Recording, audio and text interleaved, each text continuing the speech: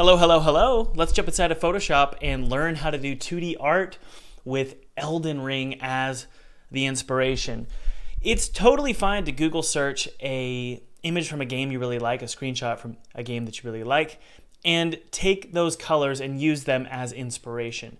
So here's a challenge for you. What I'd like you to do is find a image you really, really like, or maybe you could take this image here, and find the primary colors that are being used. These are the colors that are most often used, okay? So I would say this sort of purplish blue, and then I'm also gonna grab this green color here. It's sort of a muted forest green. That looks good. Okay, so we've got our two complementary colors. These are the colors that are used most often in this image. Now, what are some dark, shadowy colors, more saturated, shadowy colors that are being used? Well, that's the dark green here. I think this darkish green here is being used often, especially close to the camera. That's important. Colors tend to get more saturated in dark when they get closer to the camera. And this is especially effective when creating 2D art. It's a good rule to follow. So as we come closer to the camera, things become more saturated and dark. As they go further and further away from the camera, they tend to shift colors and shift and blend all the way into the sky just because of atmospheric fog. Okay? So these are the colors that we're going to use. I'm going to merge these colors together here, and I'm going to duplicate them, and I'm going to create a gradient out of these three colors. So I'm just going to use my gradient tool, and we'll start with this blue, and then we'll add this green in here like this. Good. And then this green in here. Okay. Now the reason I'm doing this is so that I can pick from all these different colors here.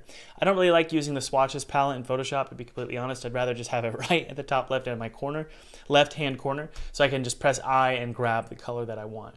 Now here's the thing, we're basically just trying to create a very abstract form of what this image actually looks like as it comes, what happens to the colors as they come towards the camera. I could go even more specific if I wanted to. I could grab this white color here, put it there. That's sort of my horizon where the sun maybe is setting, okay? So I could do that.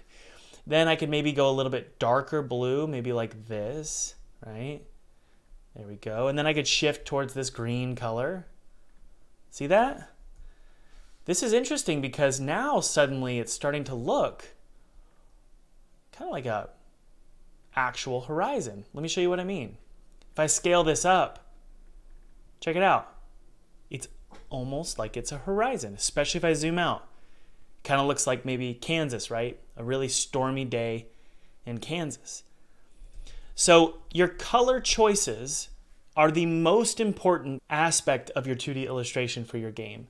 Everything else is built on that foundation. And if that color palette isn't perfect, your illustration isn't going to look good. But I know right now, because of this color palette, I know that my image will generally have this vibe as long as I follow these rules, okay? So what are these rules? Well, the rules are as I come towards closer to the camera, the colors shift from this light blue all the way to this deep green, okay?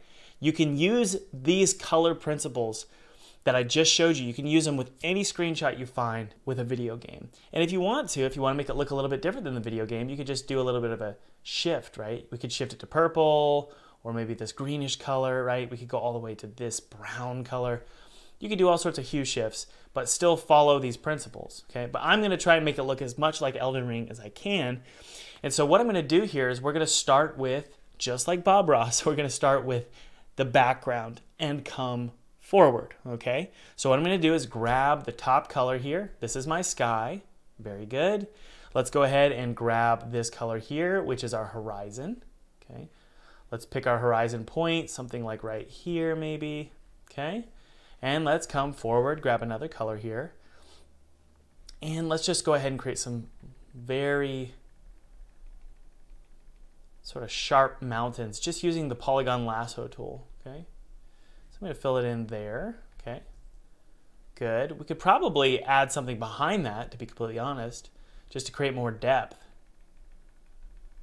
okay? And so I'm not a genius, guys. I just understand how to grab colors, I understand how to find a good color palette and follow rules. That's basically all I have to do here, okay? So let's go ahead and grab maybe this color here and see if that's a little bit better. Oh, good. Awesome. So let's keep going backwards. One more layer behind this. Maybe like this, right? That's kind of cool. I think we could probably get rid of that sharpness. Maybe something like that. That's good, okay? So let's go ahead and just grab that. Very subtle shift from the background sky. So notice how we're blending slowly in to the sky. I could probably put it behind. No. Yeah, that looks pretty good. I think we could probably grab just a little bit closer here to the white.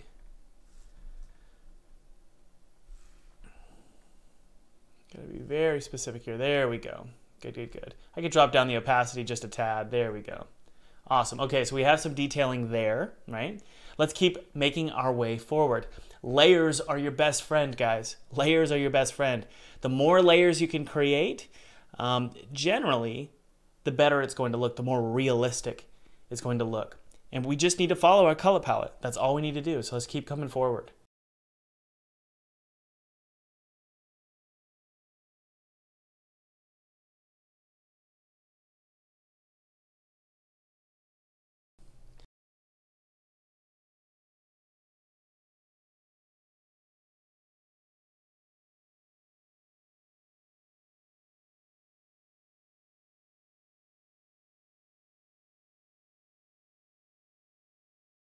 Could we add some storm clouds in the background to make this look a little bit more eerie?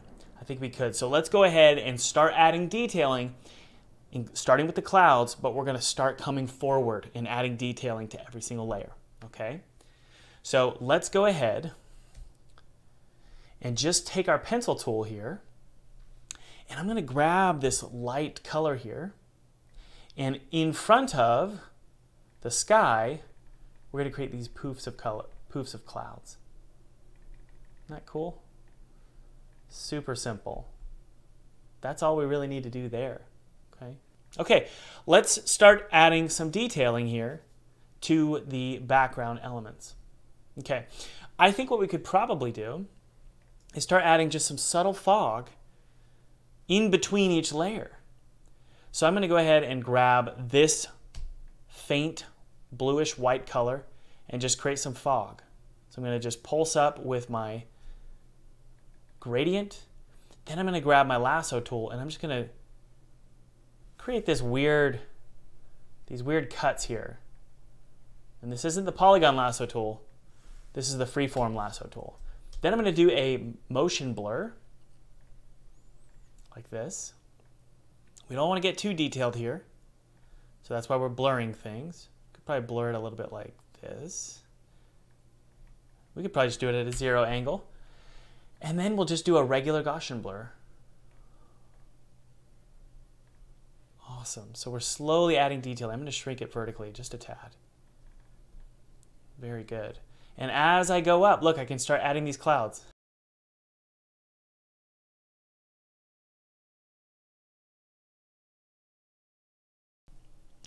Let's go ahead and this sky here, I'm just going to add a very subtle darkness at the top. And the reason why is because this is basically slowly going up to space. Okay, so things get darker and darker and darker as they go up.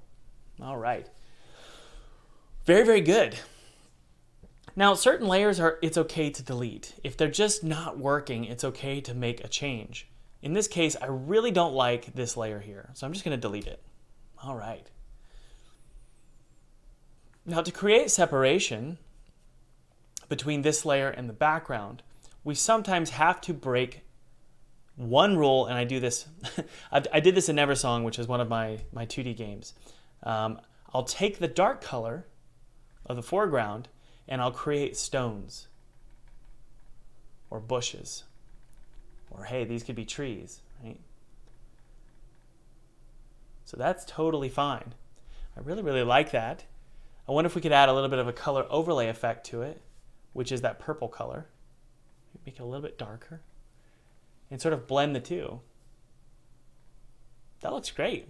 I really, really like that. So I'm going to rasterize that layer style. Okay. Okay, so we can go ahead and disable our color palette now because we've got all the colors we need.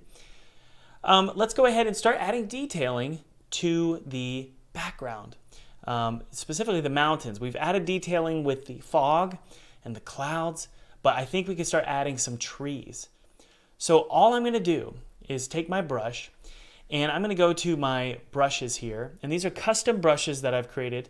And if you want to get these brushes, you can join the courses. But honestly, they're pretty easy to create as well. But these are included in the Ultimate Game Artist program. I really want to take these pine trees here and just create some subtle pine trees. Okay. So instead of drawing each one from scratch, I'm going to take this layer here and I'm just going to throw in some pine trees.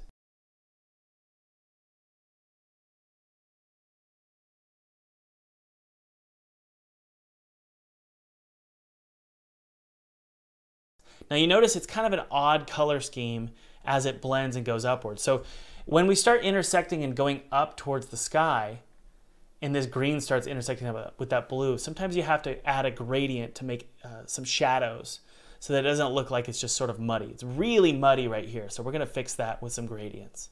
We could use the gradient tool, or we could use a very soft brush. And I can take the color of, let's say, this dark blue here, and we could slowly add a gradient here to mimic a shadow. That's awesome. There we go. Very good. All right, now as we come forward, what other details could we add? Well, this looks like stone, and it's not stone, it's grass. So let's use our brush to create some grass.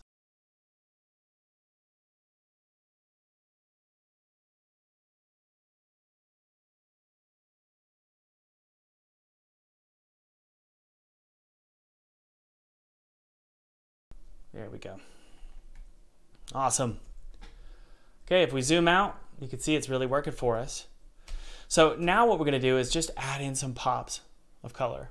Okay, if you go to the Elden Ring illustration here, you can see we have pops of color, right? Very small pops of color. They're really secondary colors. They're meant to just complement the primary color palette. So we have this orange here. So I'm going to grab that, and I'm going to grab a flower from my brush pack.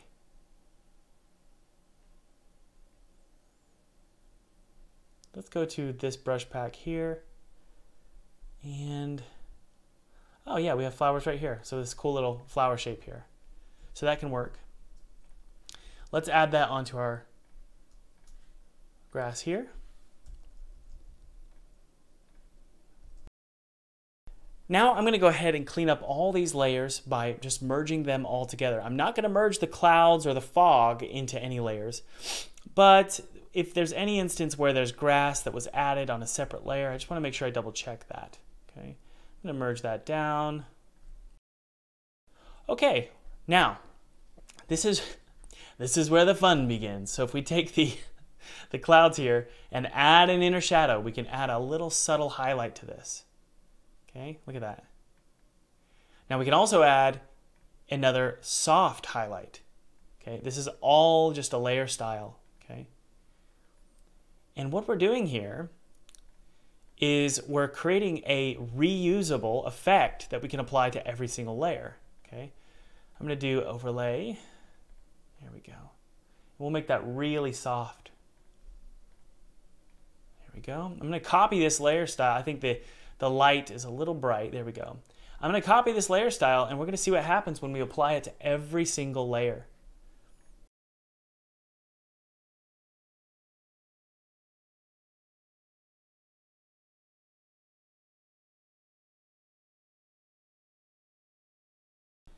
And I think now we can go ahead and start adding in our lighting. Okay, so what I'm going to do is convert all of these different layers to smart objects. And the reason I'm doing that is because I want all these layer styles to be rasterized so that we can add effects over top of them, but I want to be able to change them if I need to. And I can just double click on the smart object to do that. Okay, so I like to start actually with the ground that the player can walk on. Okay, when I'm adding lighting and shadows, I really focus on the ground that the player is walking on so that it feels like it pops. And when you add vibrancy and shadows to things, it makes it pop. Okay, so here's what I'm going to do. The first thing is I'm going to take this white color here, and I'm going to use a simple brush. I'm just going to add an overlay to it. See that? But what we're going to do is cut out shadows from that overlay.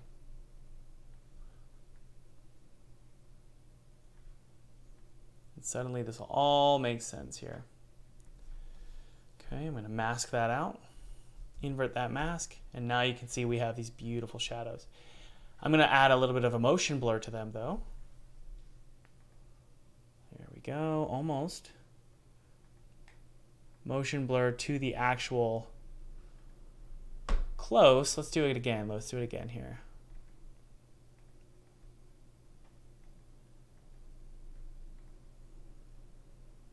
Good.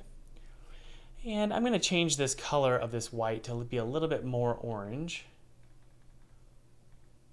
There we go. Just adding in that orangish color to add in some light. Okay. Good, good, good.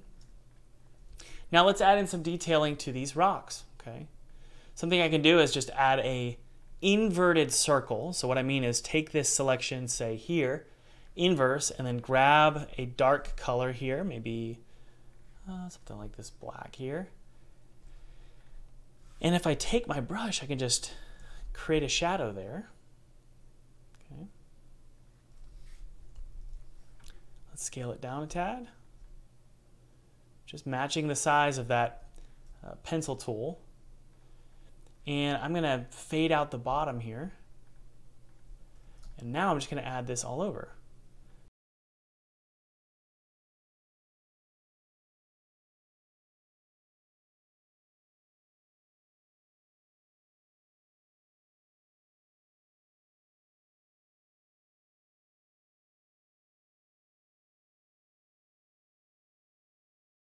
Okay, now let's add in a castle in the background, all right? So we have all this room here. This is our final touch here. Then maybe we'll throw in some trees as well in the foreground, but we have this final touch here. What I'm gonna do is go to Noun Project, and I'm gonna type in castle. Okay, this is a plugin from Noun Project. You can just get all these cool different silhouettes here. And let's see if we can find a castle that's going to fit in our world here. I think we could probably use this one as at least a base. Okay, so let's think about the scale here. Elden Ring, everything's huge, right? All right, there's our reference. And we're just going to use the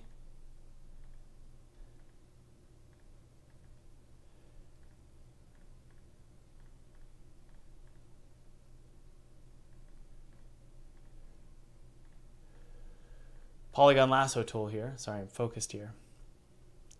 And create our castle.